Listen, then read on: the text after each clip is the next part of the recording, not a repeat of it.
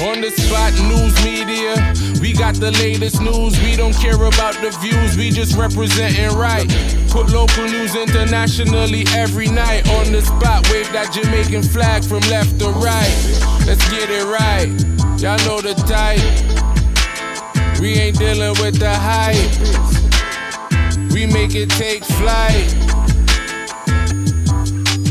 Yeah, man, my viewers and subscribers, what one a blessed and wonderful Thursday morning to each and every person out there tuning into On The Spot News Media. Now, my peeps, I don't know how we do it over on this side each and every morning. We have to give thanks and praise to the Most High Creator for the preservation of life, because life is indeed the greatest. So in the morning, my peeps, I have a few stories to share with you, the regular members of Chan Public and also members of the diaspora. So please like the video, share the video, watch the entire vlog so you can get a full understanding and a better appreciation of everything we're going in Jamaica. So watch this now, my peeps. We're there, I trod through the parish of Clarendon. We're going to focus today on a community name, Hayes. So that's the first part of the stories. Hayes Clarendon, as we know it, is one of the most volatile places in that entire parish, which has caused the life of many over the years. As the regular members of Chan Public sit back and allow these criminal elements to continue to wreak havoc in their lives. Some may come and speak every day, say a real talk on the Spot News Media. But when everything boils down to the meat of the matter, they are all guilty somewhat of the roles some play in advancing these criminal elements to continue wreaking havoc. Because you do have a lot of persons out there where say them not like a thing, But in the reality of it all, they are the very fiber that breathes life into these criminal elements. By either shadowing them, by either embracing them, or by either being silent when they see the atrocities committed. Now, the most recent horrific knockings and clappings in the parish of Clarendon took the life of a proprietor, a restaurant owner, as she was taken out in a hail of bullets in Hayes Clarendon. So the woman lost her life yesterday afternoon.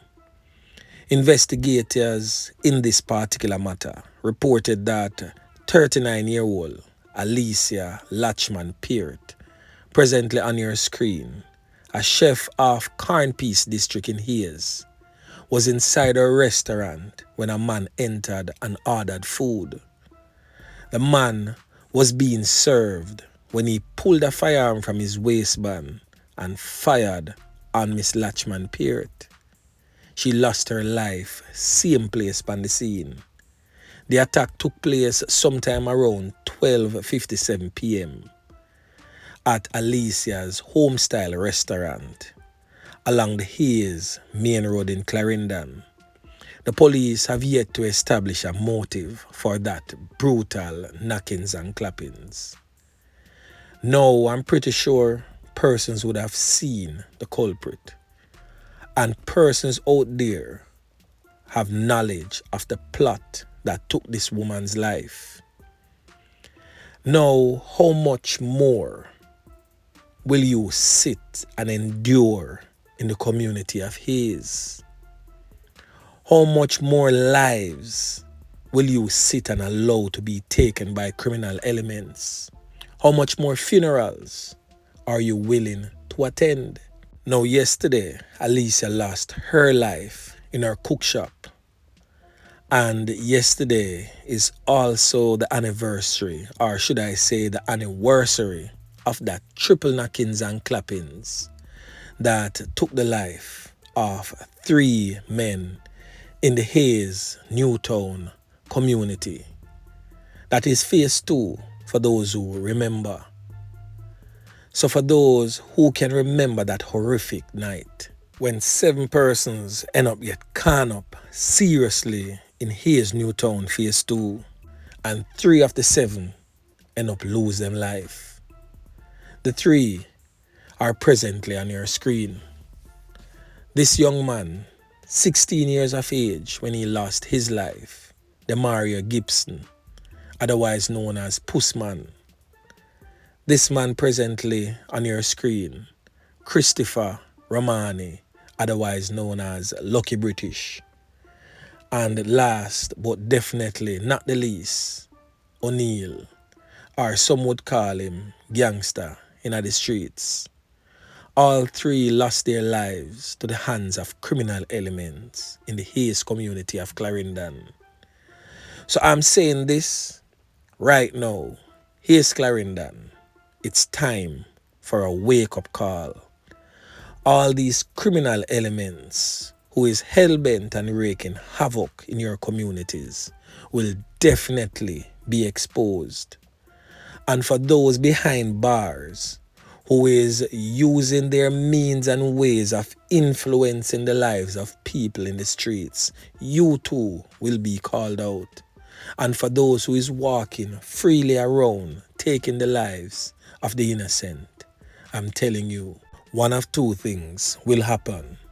Is either 35 to life or 6 feet under. So be warned, because when it come knocking on your door, you will have to pay the penalty for the life that you chose. You continue to wreak havoc in the lives of these people. Now it's your time to shine. You have been warned.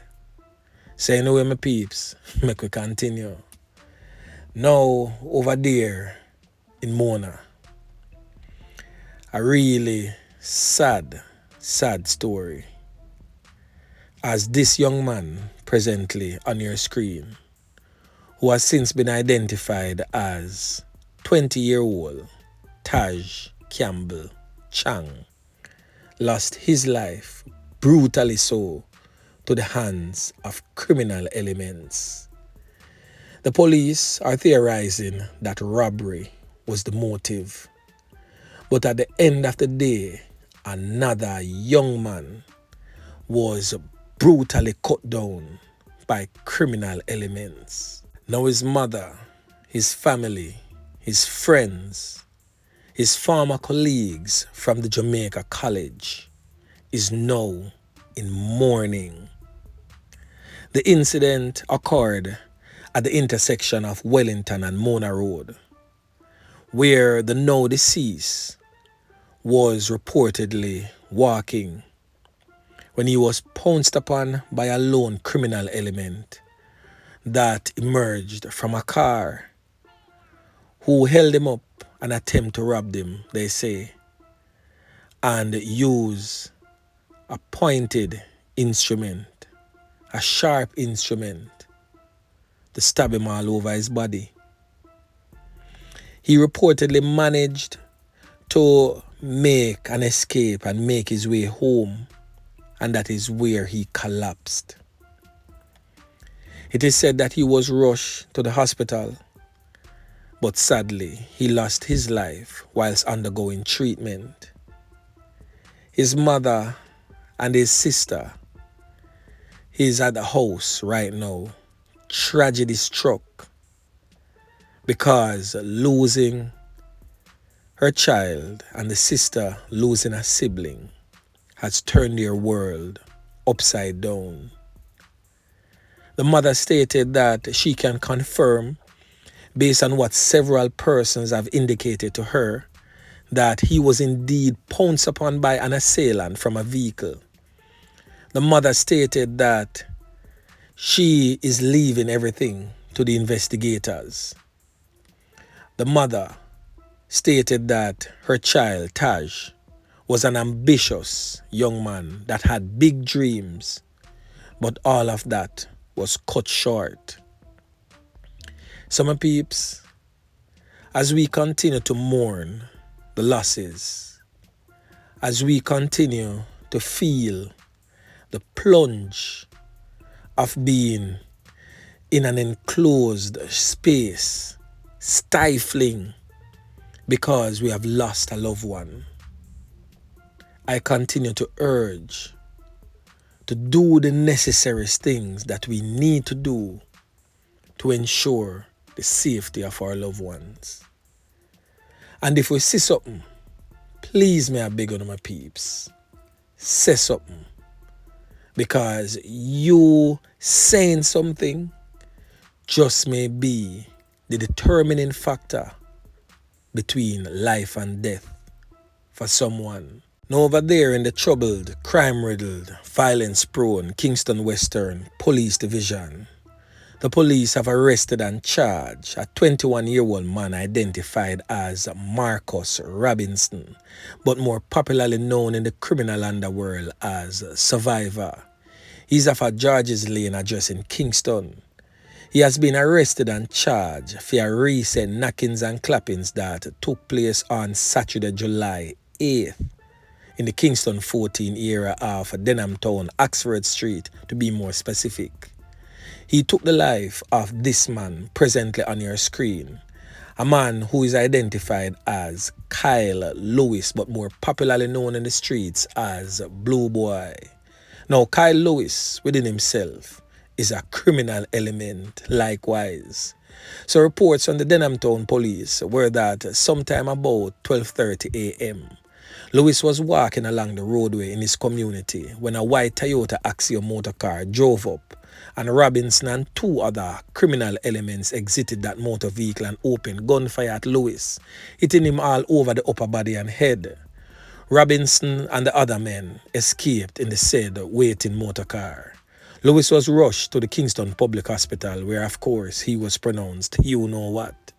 So with investigations moving forward, Robinson was arrested and charged with the loss of life and the knockings and clappings of Kyle Lewis.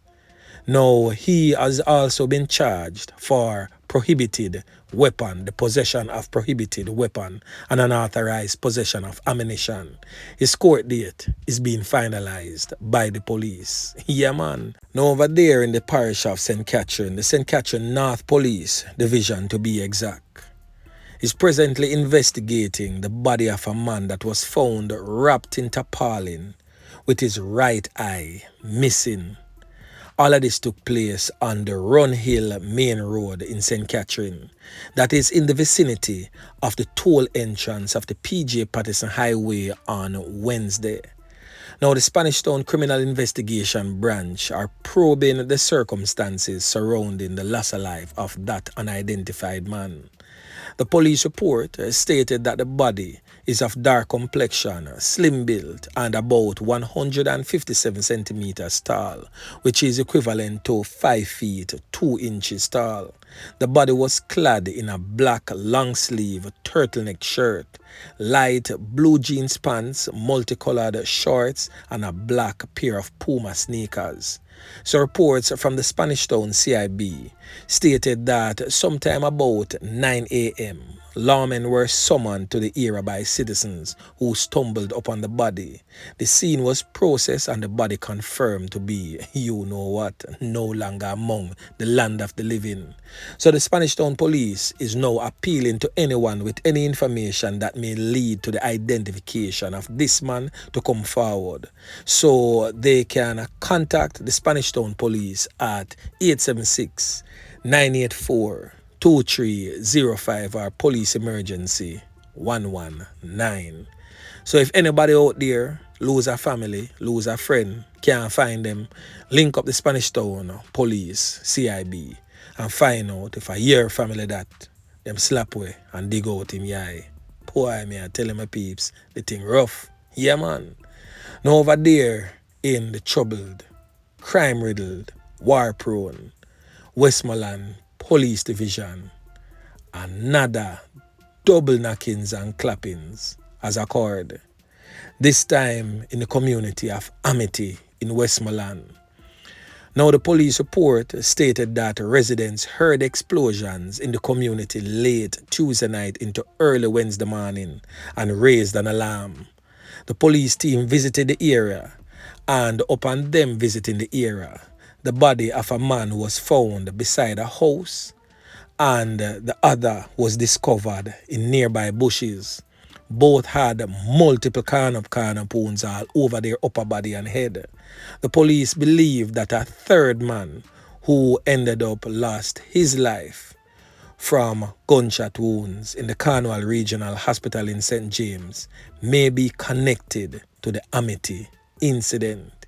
As I've always stated, most of the crime surrounding Western Jamaica is linked to St. James criminal elements them. The police say that the man was driven to the hospital and was left there. The first two victims are believed to be from Green Pond in St. James, whilst the third man is said to frequent both St. James and Westmoreland. So my peeps, there you have it. Proof in itself that the criminal elements that reigns in St. James branches out and spread their toxic behavior among Western Jamaica and turning these other parishes in hellholes. Boy, Jamaica, wake up. It is time for us to take a stand against criminal elements. Yeah, man. And still in the parish of Westmoreland, the police have conducted a series of operations in Hartford Withon in Westmoreland that led to the seizure of a prohibited weapon and 6 rounds of ammunition. The weapon is presently on your screen. One man has since been arrested and charged. Officers continue to carry out their heightened operations in the space to seize all illegal weapons and dismantle gangs and arrest the criminal elements. So residents of these communities, upon seeing these officers on their operations, please give them your cooperation. And if you can, point them in the right direction. Yeah, man. So another decent spot of work again by the squad of them. So remember to like, share, subscribe to the channel. Stay tuned to On The Spot News Media as I continue to bring you fresh news and updates in subsequent newscasts. On The Spot News Media. Yeah, man.